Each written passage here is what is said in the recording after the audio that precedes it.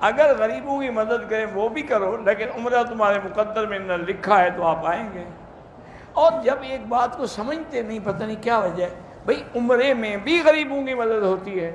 آپ جو عمرے پہ آتے ہیں تو آپ گاڑی پہ نہیں چڑھیں گے، ڈرائیور کی مدد نہیں ہوگی۔ آپ آتے ہیں بازار سے سودا خریدتے ہیں، دکاندار کی مدد نہیں ہوگی۔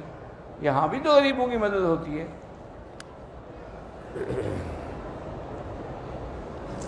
اگر کوئی آدمی ہے وہ خیرات نہیں دے تو بتانے کی ضرورت نہیں، چپ کر کے اس کو دے دے۔ ایسے لوگ تو زیادہ مستحق ہیں کہ وہ مانگتے نہیں کسی سے۔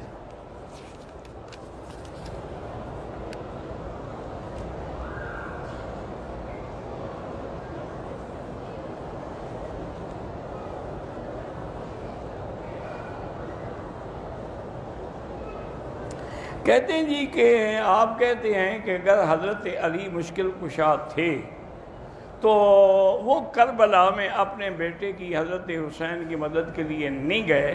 شیعہ کہتے ہیں جی کہ اگر حضرت اللہ تو مشکل کشا ہے تو انہوں نے بھی حضور کے دندان شہید ہو گئے، تو ان کی مدد نہیں، تو اللہ کی مرضی ہے، مدد کریں نہ کریں، اللہ پابند تو نہیں ہے نا کسی کے۔ حضرت علی تو خیر مشکل کشا ہیں نہیں، باقی اللہ واقعی مشکل کشا ہے، لیکن جب چاہیں گے کریں گے، جب چاہیں گے نہیں کریں گے۔ حضور پاک کے دندان مبارک شہید ہوئے اسی طرح، لیکن اللہ نے جب مدد کی تو سارا عرب فتح ہو گیا۔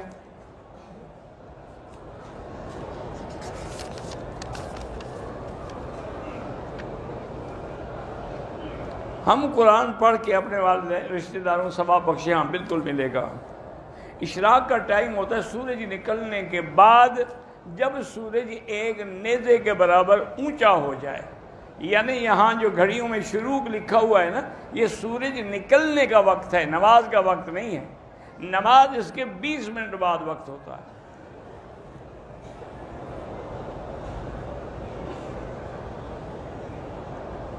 میں عمرے کا خرچہ برداشت کر سکتی تو والدین ان کو عمرے پر جانے کے لیے مجبور نہیں کر سکتی، آپ والدین کو کہہ سکتی ہیں اگر وہ محبت سے مان لیں تو۔ میری بیٹی کا نام حجاب فاطمہ ٹھیک ہے؟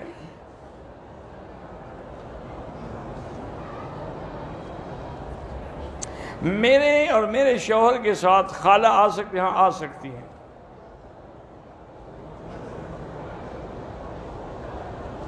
بہرحال لڑکا ہو یا لڑکی ہو، یہ ضروری ہے کہ ایک تو والدین کا منشا ہو، دوسرا والدین کے بھی ذمہ ہے کہ وہ لڑکی سے اجازت لیں کہ تمہیں یہ رشتہ پسند ہے یا نہیں ہے۔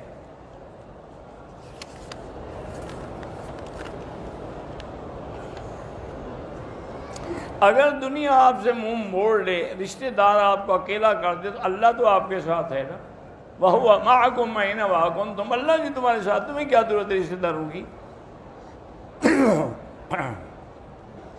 میرے چچا کے گھر سے میں رشتہ آیا، میری والدہ کہتی ہے کہ وہ میری عزت نہیں کی، راضی نہیں ہے، رشتہ آ چکا ہے، بہرحال ان کو چاہیے کہ آپس میں رشتے کر لیں، صلہ رحمی ہے، ورنہ اللہ ہدایت دے، اور کیا کہہ سکتے ہیں، دعا ہی کر سکتے ہیں۔ آپ بھی 2 رکعت نماز پڑھ کے دعا کریں اللہ ہدایت دے۔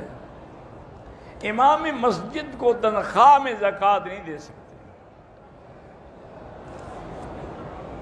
تکبیر اولیٰ کا دورانیہ یہ ہے کہ جب امام نے آگے فاتحہ پڑھنی شروع کر دی تو تکبیر اولیٰ کا وہ دورانیہ ختم ہو گیا۔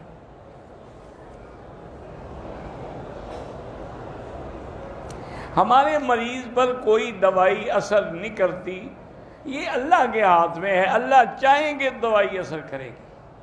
بہرحال آپ ان کو زمزم بھی پلائیں، اور اگر زمزم نہ ہو تو پھر پانی پر 7 دفعہ سورۃ فاتحہ پڑھ کے دم کر کے پلایا کریں۔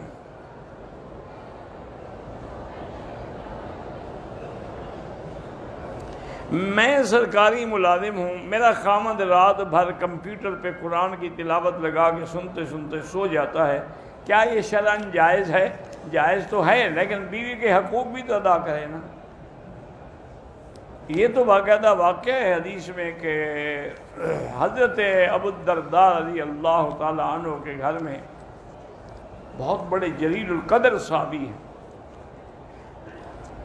ان کے گھر میں ایک ان کے ملنے والے دوست آئے، وہ بھی صحابی تھے، تو انہوں نے دیکھا کہ حضرت ابو الدرداء کی بیوی جو ہے وہ بڑی اجڑی پجڑی اور عام سادہ بادہ کپڑے، نہ کوئی غسل، نہ اچھے کپڑے، نہ کچھ. انہوں نے کہا بی بی تمہیں، بہن تمہیں کیا ہے؟ انہوں نے کہا کہ میں کس کے لیے بنوں سنوروں؟ میرا خاوند دن کو روزہ رکھتا ہے، رات کو تہجد پڑھتا ہے، تو میں کس کے لیے کپڑے پہنوں؟ اس لیے مجھے پھر یہی ہوتا ہے کہ مجھے بھی نہیں. تو انہوں نے ابو الدرداء کو بلایا اور کہا کیا کر رہے ہو تم؟ لازماً تم نے یہ نفل پڑھنے سے بیوی کا حق ادا کرنے کا زیادہ ثواب ہے. تم اپنی بیوی کے حقوق ادا کرو.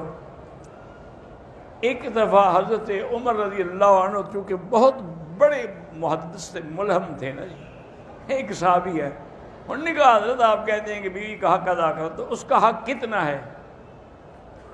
آپ نے فرمایا اچھا مجھے تم یہ بتاؤ کہ ایک آدمی کتنی بیویاں کر سکتا ہے؟ انہوں نے کہا جی 4. تو انہوں نے کہا اس کا مطلب ہے کہ چوتھی رات اس بیوی کا نمبر آئے گا، لہذا 3 راتیں عبادت کرو، چوتھی رات بیوی کی خدمت کرو. اس کو مسئلہ سمجھ آ گیا. 10 آدمی فوت ہو گئے، چاہے 100 فوت ہو جائے، قرآن پڑھو، سب کو ثواب بخشو. میں شیخ محمد اقبال سلفی کا بیان سنتا ہوں، مجھے نہیں پتا وہ کیا کہتے ہیں، نہ میں نے کبھی سنا ہے.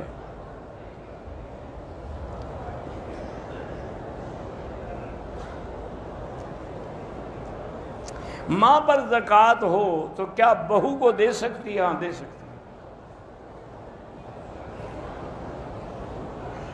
عورت کو اذان کے بعد 15 منٹ کا وقفہ ویسے کرے تو ٹھیک ہے، اور نہ فوراً بھی پڑھ سکتی ہے.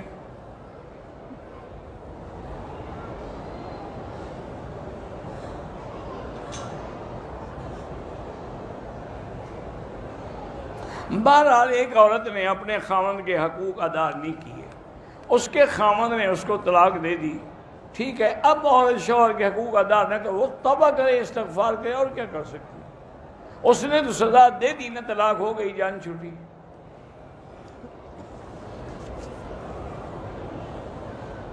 طائف اگر جائیں واپسی پہ عمرہ ضروری ہے، چونکہ طائف میقات ہے. طواف کرتے ہوئے موزے پہن سکتے، اگر احرام ہو تو نہیں پہن سکتے، ویسے پہن سکتے. عورت بخاری شریف بغیر استاد کے پڑھ سکتی ہے، پھر نتیجہ وہی ہوگا جو غامدی کا ہوا ہے، اس نے بھی بغیر استاد کے پڑھا ہے. تو جو بغیر استاد کے پڑھتے ہیں نا، وہی لوگ ٹھوکر کھاتے ہیں.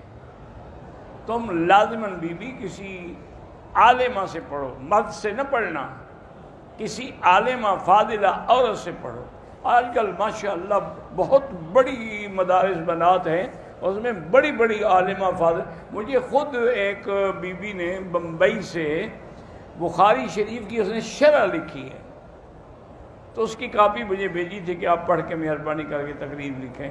ماشاءاللہ اس نے بڑی محنت کی، اتنی محنت تو ہمارا مولوی بھی نہیں کرتا جتنا اس بی بی نے کی ہے.